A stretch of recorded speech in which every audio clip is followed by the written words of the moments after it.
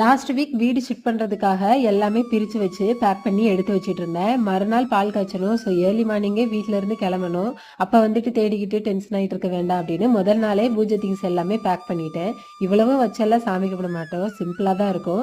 முதல்ல ஒரு விளக்கு, செம்பு, அப்புறம் சாமி படம் அப்படின்னு தான் எடுத்து வச்சுட்டு இருந்தேன். அப்புறமா எப்படினாலும் எல்லாத்தையுமே பேக் பண்ணணும்.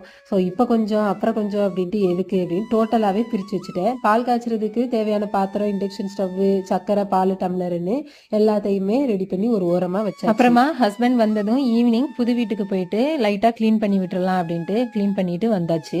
ஃப்ரைடே மார்னிங் ரெடி ஆயிட்டு பிரசாதமா ஃபுட் கலர் இல்லாம ரவை கேசரி பண்ணலாம் அப்படின்ட்டு பண்ணிட்டு இருந்தேன். அதுக்கப்புறமா பாலெல்லாம் காய்ச்சிட்டு சாமியும் கும்பிட்டு முடிச்சாச்சு. நமக்குன்னு சொந்தமா ஒரு வீடு இருக்கணும் அப்படிங்கிறது எல்லாருக்குமே இருக்கிற ஒரு ஆசை தான். அந்த மாதிரி தான் எங்களுக்கும்.